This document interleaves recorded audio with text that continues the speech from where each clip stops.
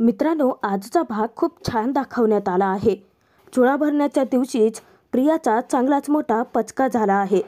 तर साक्षीने तैनात केलेल्या गुंडांनी सायली कुसुमवरती हल्ला करताच त्यांच्या मदतीला राया धावून येत सायलीचा जीव वाचवणार आहे। आणि त्याचबरोबर प्रियाने सुभेदारांना कन्व्हिन्स करून लग्न संगीत सोहळ्याची जागा बदलून देखील साक्षीच्या गुंडांच्या हातावरती तुरी देऊन सायली तिथपर्यंत नक्की कशी पोहोचेल ते व्हिडिओत पाहणारच आहोत। व्हिडिओ शेवटपर्यंत नक्की बघा आणि आजचा भाग तुम्हाला नक्की कसा वाटला ते कमेंट करून जरूर कळवा। ठरलं तर मग मालिकेच्या आजच्या 7 फेब्रुवारीच्या भागात अर्जुन अजूनही ग्लानीतच असतो। सर्वच जण त्याच्या अवतीभोवती बसूनच असतात। तर अश्विन अर्जुनला इंजेक्शन देतो। प्रताप कल्पनाला अर्जुनची खूप काळजी वाटते। विमल मनात विचार करते की अर्जुन दादांना ताप आलाय, ही बातमी चैतन्य दादांना देऊ का? पुन्हा ती विचार करते की नाही, नको राहू देत, उगाचच चैतन्य दादा काळजी करत बसतील। नेमकं तिथं प्रिया येते। तर कल्पनाने आता स्वतःचा निर्णय बदललेला असतो। प्रतापला ती म्हणते की अर्जुनची ही अवस्था पाहता मला असं वाटतंय की आपण चुडा भरण्याचा कार्यक्रम थोडं पुढं ढकलूयात। तेव्हा प्रताप म्हणतो की हो चालेल, आणि जर गरजच पडली, अर्जुनला अजूनही नाही बरं वाटलं, तर आपण संगीत आणि लग्न देखील पुढे ढकलूयात, कारण त्या दोघांनाही त्यांचा मुलगा, त्यांचा अर्जुन महत्त्वाचा असतो। आता त्या दोघांचं बोलणं ऐकून प्रियाला मात्र मोठा धक्काच बसतो। तर प्रताप कल्पनाला म्हणतो, आपण याबद्दल आधी पूर्णाईंशी बोलूया, त्यानंतर ठरवूयात काय करायचं ते। आता प्रिया घाबरते, विचार करते की अरे मूर्खांनो, या फालतू तापाच्या पायी मी काय माझं लग्न आता पुढे ढकलायचंय का? का त्या सायलीने स्वतःचं चॅलेंज पूर्ण करत बसण्याची वाट बघायची आहे? आणि प्रिया आत रूममध्ये येते। तर कल्पना प्रताप दोघेही अर्जुन अजूनही ग्लानीत आहे या विचाराने तेथून निघून चालले असता अर्जुन त्यांना थांबवतो। ज्या वेळेस तो थांबा म्हणतो, सगळेच जण मागे वळून पाहतात। अर्जुन स्वतःच उठून बसतो आणि घरच्यांना सांगतो की काहीही पोस्टपोन करायची गरज नाहीये। आता प्रियाचं काम तर स्वतः अर्जुननेच सोपं केलेलं असतं। अर्जुन त्याच्या आईबाबांना समजावतो, मी पूर्णाचीला वचन दिलं आहे आणि ते मी पाळेनच। लग्नात होणारे सगळे रिच्युअल्स मी पूर्ण करेन। मला जरी उभं राहता नाही आलं ना, तरीही कोणाचा तरी आधार घेऊन उभं राहीन, परंतु माझ्यासाठी पूर्णाचीचं वचन जास्त महत्त्वाचं आहे। आता प्रिया तर आनंदाने उड्याच मारायला लागते, कारण तिचं काम स्वतः अर्जुननेच सोपं केलेलं असतं। कल्पनाला अर्जुनची काळजी असते। तर कल्पना अर्जुनला म्हणते की तू वेडायस का अर्जुन? परंतु अर्जुन हट्टीपणा करतो आणि स्वतःच उठण्याचा प्रयत्न करत असतो। तेव्हा त्याच्या आई बाबा, त्यानंतर अश्विन सुद्धा त्याला समजावण्याचा प्रयत्न करतो की दादा, तुला 102 ताप आहे, तुला सध्या आरामाची गरज आहे। परंतु अर्जुन त्याचं कोणाचंही ऐकून न घेता तो तसाच उठतो। तर प्रताप त्याला सावरतो। प्रताप, कल्पना दोघेही त्याला खालती घेऊन जातात। अर्जुन मध्ये साधं उभं राहण्याची ताकदही नसते, परंतु मी पूर्णाचीचं वचन पूर्णच करेन असं म्हणत तो हट्टालाच पेटतो। सर्वजण खालती निघून गेले असता प्रिया मनात विचार करते की शाब्बास अर्जुन, तू तर स्वतःच्या जीवावरतीच खेळायला निघालास, ना तो आता असावा तर असा। आणि ती अर्जुनचं कौतुकच करते, परंतु ती खुश या कारणासाठी असते की तिचं स्वप्न आता लवकरच पूर्ण होईल। तर अर्जुनला खालती आणलेलं असतं। तेव्हा सर्वजण अर्जुनची खूप काळजी करतात। पूर्णाची अर्जुनला प्रेमाने समजावते की हट्टीपणा करू नकोस बाळा, जाऊन आराम कर। तेव्हा अर्जुन म्हणतो की नाही पूर्णाची, मी तुला वचन दिलं होतं ना, ते मला पूर्ण करायचं आहे। ज्या काही रिच्युअल्स असतील, लग्नाच्या विधी असतील, त्या तुम्ही करायला घ्या। आज चुडा भरण्याचा कार्यक्रम आहे ना, आज तो होणारच। अर्जुन आता पूर्णपणे कोलमडून गेलेला असतो। त्याच्या सगळ्या आशा संपलेल्या असतात। त्याला स्वतःलाच वाटत असतं की आता सायलीपर्यंत पोहोचण्याचे सगळेच मार्ग आपले बंद झाले आहेत। प्रतापही तिथे म्हणतो की बरं ठीक आहे पूर्णाई, आपण एक काम करूयात, आपण लवकर चुरा भरण्याचा कार्यक्रम पूर्ण करून घेऊयात, म्हणजे कसं अर्जुनला नंतर आराम करायला वेळ मिळेल ना। तेव्हा कल्पना पूर्णाईंना देखील त्यांचं म्हणणं पटतं। तर कल्पना अश्विनला सांगते की अस्मिताने ना तन्वीसाठी ज्या बांगड्या आणल्यात, जो चुडा भरायचा आहे ना, त्याचं ताट सजवण्यासाठी रूममध्ये घेऊन गेले. ते झालंय का काम ते बघतोस का? तेव्हा अश्विन म्हणतो की अस्मिताई, अगं ती ना 100% मोबाईलमध्येच गुंतलेली असेल. तिला तर तेवढंच जमतं ना, परंतु राहू देत, मी बघून येतो. असं म्हणत अश्विनही अस्मिताच्या रूममध्ये जातो. सगळ्यांनी आता कार्यक्रमाच्या लगबगीला सुरुवात केलेली असते. तर प्रिया कल्पनाला म्हणते, त्या चुडा भरणाऱ्या ज्या ताई आहेत ना, त्या कुठपर्यंत आल्यात ते मी विचारते. सगळे सुभेदार आता स्वार्थी झालेले असतात. अर्जुन आता हट्टाला पेटलाय म्हटल्यानंतर सगळेजण त्याच्या होला हो करतात. परंतु विमलला मात्र अर्जुनची काळजी वाटते.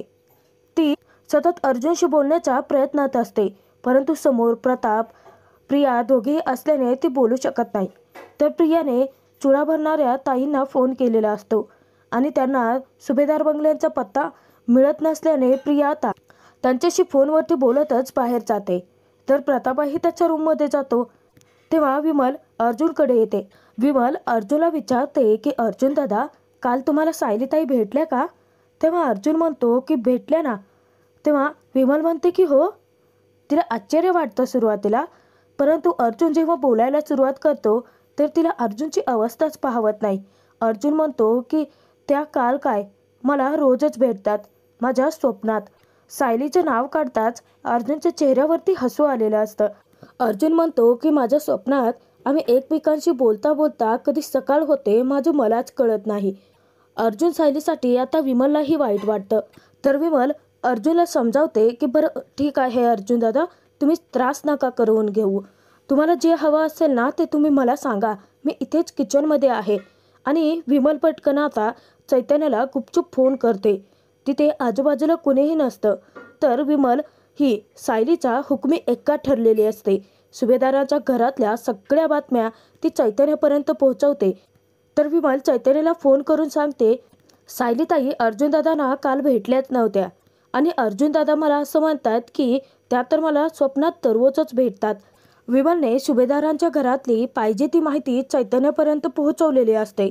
तर इकडे चैतन्य सायलीकडे धावत येतो. तेव्हा सायली विचारते की काय झालं, विमलताईंशी तुमचं बोलणं झालं का, काय म्हणाल्या त्या?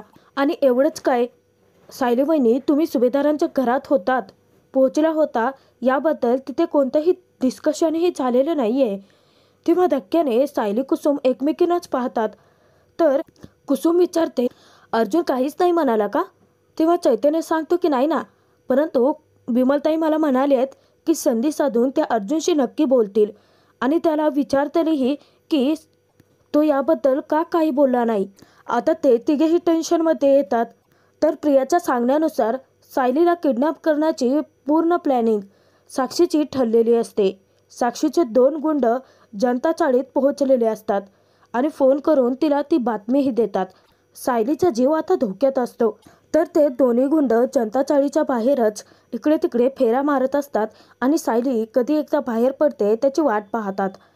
तर आता काही वेळानंतर सायली खूप छान अशी तयार झालेली असते, कारण आता चुडा भरण्याचा कार्यक्रम करायचा असतो आणि ठरल्याप्रमाणे चुडा तर मंजिरी घेऊन येणार असते. सायली खूप वेळ झालं मंजिरीची वाट पाहते, परंतु मंजिरी अजूनही पोहोचली नसल्याने कुसुमच्या फोनवरून सायली मंजिरीला फोन करते. परंतु इतक्यातच मंजिरीची तिथे धमाकेदार एंट्री होते. तर मंजिरी दारात उभं राहून सायलीला म्हणते की तुमच्याकडे असं स्वागत करतात का? पाहुणे दारात असताना फोन करायचं. मंजिरीला पाहून सायली खूप खुश होते. तर सायली मंजिरीला घरात घेऊन येते, तिला सोफ्यावरती बसवते. तर कुसुमताई तिच्यासाठी पाणीही घेऊन येते. सायली मंजिरीची विचारपूस करते की तुझा प्रवास कसा झाला? तेव्हा मंजिरी सांगते की प्रवास तसा छानच झाला, परंतु तुला भेटण्याची इतकी उत्सुकता लागली होती ना की हा प्रवास कधी संपतोय असं वाटत होतं. तेव्हा सायली तिला गळ घालते, आग्रह धरते की आता आलीच आहे तर माझ्या लग्नापर्यंतही राहा ना. तेव्हा मंजिरी म्हणते की अरे बापरे, लग्नापर्यंत? तर मंजिरी सायलीला म्हणते की मला काही लग्नापर्यंत थांबता येणार नाहीये, परंतु सायली तू जे काम सांगितलं होतंस ना ते केलं बरं का मी. आणि मंजिरी पिशवीतून तिच्या ते बांगड्या काढते. सायलीला बातमी देते की विठुरायाचा आशीर्वाद म्हणून पंढरपूरहून हे या बांगड्या मी तुझ्यासाठी खास आणल्यात. खास तुझ्या लग्नाचा चुडा भरण्यासाठी. तर त्या बांगड्या पाहताच सायली खूप खुश होते. तर मंजिरी सायलीला म्हणते, तुझं आणि अर्जुनचं लग्न नक्की होणार. याबद्दल तू मला जे सांगितलंस ना फोनवरती, तेव्हाच माझ्या लक्षात आलं होतं सगळं. माझ्या रायाचा आशीर्वाद तुमच्या पाठीशी आहे. तेव्हा सायली कुसुमला इशारा करते. आता चुड्यासाठी ज्या ताटामध्ये कुसुमने सजावट वगैरे केलेली असते ते ताट ते तिला देते. खुश असलेली सायली मंजिरीला म्हणते की विठुरायाचा आशीर्वाद असा वाया नाही जाणार. तेव्हा मंजिरी म्हणते की हो, अगदी बरोबर आहे. त्याचा आशीर्वाद तुझ्यापर्यंत मी पोहोचवलाच आहे. तेव्हा सायली मंजिरीला तिच्या हातामध्ये चुडा भरण्यासाठी आग्रह धरते.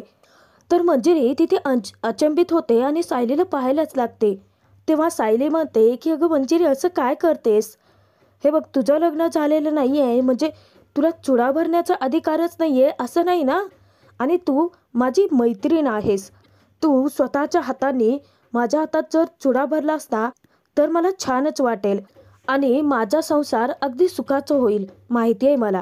आता सायलीचा आग्रह आहे, सायलीची विनंती आहे. तर मंजिरी ही तिच्या विनंतीला मानच देते आणि स्वतःच्या हाताने सायलीच्या हातामध्ये चुडा भरायला सुरुवात करते. तर ज्यावेळी मंजिरीने तिच्या दोन्ही हातांमध्ये बांगड्या भरलेल्या असतात तेव्हा सायली खूप खुश असते आणि आपले हात दाखवते ती कुसुमला. तेव्हा कुसुमलाही सायलीचं खूप कौतुक वाटत असतं. सायलीची चुडा भरण्याची विधीही आता पूर्ण झालेली असते. तर इकडे प्रियाला काही धीर धरवत नसतो. ती साक्षीला फोन करते आणि तिला विचारते की माझं काम झालं की नाही. तेव्हा साक्षी तिला उत्तर देते की कसं आहे ना स्वीटहार्ट, मी जे काम करायचं घेते ना ते पूर्णच करते. त्यामुळे मला असले फालतूचे प्रश्न विचारायचे नाहीत.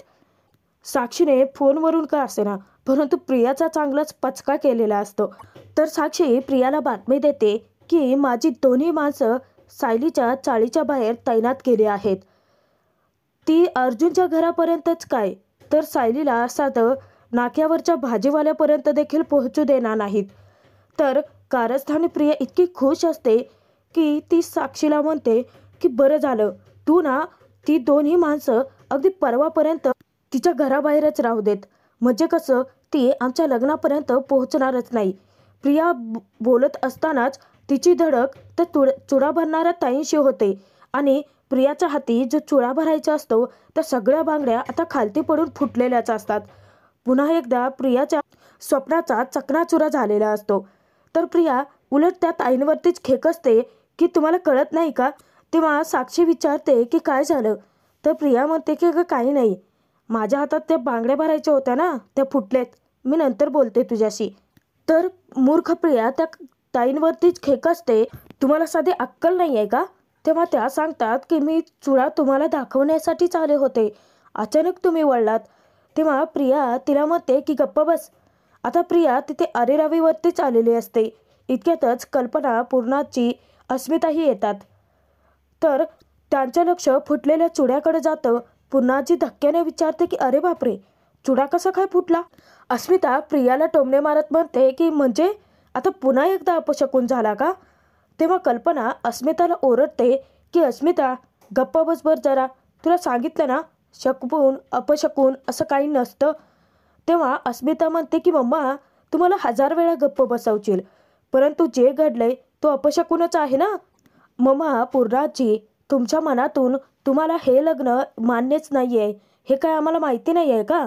आणि जे काही घडतंय ते चांगलं घडतच नाही आहे असं प्रियाला तिथे आता अस्मिताने टोमणे मारताच प्रिया अगदी चावताळते आणि चुडा भरणाऱ्या त्या ताईंवरतीच आरेरावी करायला लागते की बाजूला इतकी जागा असताना माझ्या पाठीमागे यायची तुम्हाला काय गरज होती बरं. हे सगळं करायला तुम्हाला कुणी सांगितले. आता प्रियाच्या मनात एकच विचार, तिला वाटतं की हे सगळं सायलीनेच सांगितलं असावं. प्रिया आता तिथे मोठा कांगावाच करते. तेव्हा वैतागलेली पूर्णाची प्रियाला समजावते की तन्वी, अगं त्या बिचारेला कोणीही पाठवलेलं नाही आहे आणि तिथं ताईंना म्हणते की तुझ्याकडे दुसऱ्या बांगड्या असतील ना तर पुन्हा ते चुडा भरण्याचं ताट भरव. आणि ती तिला आतमध्ये घेऊन जाते. आता प्रिया जास्तच चिडलेली असते. तर तोचपर्यंत मंजिरीच्या पाठोपाठ रायाही कुसुमच्या घरी येतो. तर राया खिडकीतूनच सायलीला हाक मारतो कारण साक्षीच्या गुंडावरती त्याला आता संशय आलेला असतो. तर राया सायलीला हाक मारतो तेव्हा सायली त्याला पाहून खूप खुश होते आणि रायाला घरात बोलवते. तर राया सायलीला सावध करतो की सायलीताई, मला सांगा, तुमच्या चाळीच्या बाहेर तो 2 दांडगं कोण उभं आहेत? नाही म्हणजे इकडे तिकडे फेऱ्या मारतायत. तेव्हा सायली म्हणते की बघू आपण, तुम्ही बसा तरी आधी. तर राया बसतो, परंतु पुन्हा उठून म्हणतो की नाही नाही, बसून कसं काय चालेल? ते जे 2 दांडगं आहेत ना, त्यांची नजर काय आपल्याला बरोबर वाटत नाहीये आणि तुमच्या चाळीच्या बाहेर ना इकडे तिकडे नुसतं फेरफाटका मारतायत. कोण आहेत ते बघावं लागेल. तेव्हा सायली कुसुम थोड्याशा घाबरतातच. राया हा सायलीचा पाठीराखाच बनतो. सायली जेव्हा रायाला म्हणते की थांबा, मी बघून येते कोण आहेत ते, तेव्हा राया म्हणतो की हाय का आता सायलीताई, हा राया इथे असताना तुम्हाला जायची गरज पडेल का? मी जातो. आणि मी जेव्हा त्यांच्याकडे जाईल ना, तेव्हा त्यांच्या पायाचा कसा थरका पडतोय ना ते बघा. हा राया तिथे गेला ना की त्या गुंडांचा ना चांगलाच इतिहास, भूगोल, नागरिकशास्त्र सगळाच काढतो. राया हे सगळं अगदी आपल्या स्टाईलने बोलत असतो आणि सायलीला आता हसू येतं. आत्ता जाऊन त्यांच्याशी भिडतोच चांगला, असं म्हणत राया आता तेथून जाणार. मंजिरी त्याला अडवते आणि म्हणते की हो हो हो, यांच्या सांगण्यावरून तू जाशीलही त्यांच्याशी बोलायला. तू काय त्यांच्याशी नीट बोलणार आहेस का? जाऊन डायरेक्ट मारामारी करशील आणि नंतर काय, मग तुला कळेल ती लोक चाळीतलीच होती म्हणून. आता राया मंजिरीने तसं म्हणताच अगदी तिच्यासमोर मान खालती घालूनच उभा असतो. तेव्हा सायली रायाला समजावते की राया भाऊ, आता यामध्ये मारामाऱ्या, भांडणं, वाद नको आहेत. कारण आधीच या चाळीत अर्जुन सरांमुळे खूप जास्त वाद झाले आहेत. आत्ता नको ना. तेव्हा राया म्हणतो की राहिलं. आणि राया तिथे सायलीला विचारतो की सायलीताई, अर्जुन भाऊंसोबत काही भेट वगैरे झाली की नाही? तेव्हा सायली नाराज होते आणि रायाला सांगते की नाही ना, मला तर त्यांच्याशी भेटायचं आहे, परंतु भेटच होत नाही आहे. आणि सायलीचा चेहराच पडतो. तर राया तिथे आता झटक्यात उठतो आणि सायलीला म्हणतो की ठरलं तर मग आता आस्सा सुभेदारांच्या घरात जातो, आस्सा अर्जुन भाऊच्या रूममध्ये शिरतो आणि त्यांना आपल्या खांद्यावरती टाकून तुमच्या पुढे घेऊनच येतो. तर रायाने तिथे आता अर्जुन सायलीची भेट घडवायचं ठरवलेलं असतं. तेव्हा सायली स्वप्नातच रंगते आणि सायलीला तिच्या स्वप्नामध्ये दिसतं की कसं राया सुभेदारांच्या घरात शिरलाय आणि अगदी म्हटल्याप्रमाणे त्याला खांद्यावरती टाकून त्याने सायलीच्या समोर आणून अर्जुनला उभा केलाय. आणि शब्द दिल्याप्रमाणे रायाने सायली अर्जुनची भेटही घडवली. अर्जुनला पाहून सायली आणि सायलीला पाहून अर्जुन दोघेही तितकेच खुश आहेत. परंतु सायली अगदी भान हरपून ते स्वप्न पाहते. सत्यता तर वेगळीच काहीतरी असते, कारण रायाला असं सगळं करण्यापासून मंजिरी अडवतेच. तर मंजिरी रायाला म्हणते, जिथे तिथे दमदाटी करून चालत नाही राया. तेव्हा कुठे सायली भानावरती येते. इकडे तिकडे पाहते तर समोर अर्जुन नसतोच आणि सायलीला स्वतःवरतीच हसू येतं. तर राया आता नाराज होतो आणि बसतो. तेव्हा मंजिरी त्याला समजावते की राया, अरे हा प्रेमाचा विषय आहे, अगदी नाजूक विषय, तो शांत पद्धतीनेच हाताळायचा असतो ना. तेव्हा राया म्हणतो की मिसफायर म्हणजे काय करायचं? तेव्हा सायली त्याला समजावते की राया दादा, थोडासा धीर धरायचा आणि थोडीशी वाट बघायची. राया दादा, माझी ना पूर्ण खात्री आहे की अर्जुन सराशी माझी भेटही होईल आणि माझं त्यांच्याशी बोलणंही होईल.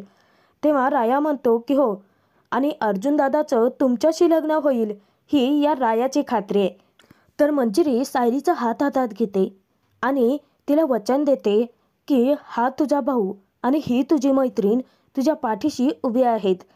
तुझं आणि अर्जुनचं लग्न नक्की होणार आणि यामध्ये आम्ही तुला साथ देऊ आणि शेवटी विठुरायाचा आशीर्वाद आहेच की तुझ्या पाठीशी. तेव्हा सायलीला आणखीन जास्त हिंमत मिळालेली असते. सायली खूप खुश असते आणि देवाकडेही तीच प्रार्थना करते. तर आजचा हा भाग इथेच संपतो आहे. पुढील भागात आपण पाहणार आहोत सायली कुसुम दोघीही चाळीच्या बाहेर पडत असता साक्षीने तैनात केलेले गुंड त्या दोघींनाही चाकूचा धाक दाखवत घरात जायला सांगतात. तेव्हा सायली कुसुम दोघेही घाबरतात. तर घाबरलेली प्रिया घरातल्या सर्वांना कन्व्हिन्स करते की जी मुलगी रात्री अर्जुनच्या रूममध्ये शिरू शकते ती हे लग्न मोडण्यासाठी काहीही करू शकते. त्यामुळे मला असं वाटतं की संगीत सोहळा आणि लग्न आपण नाशिकला ठेवूयात. तर हीच बातमी चैतन्य सायलीपर्यंत पोहोचवतो की संगीत सोहळा लग्न यामध्ये तुला पोहोचू द्यायचं नाही, या सगळ्यांपासून तुला लांब ठेवायचं आहे, म्हणून तन्वीने त्याची जागाच बदलली आहे. तेव्हा सायलीला आता मोठा धक्का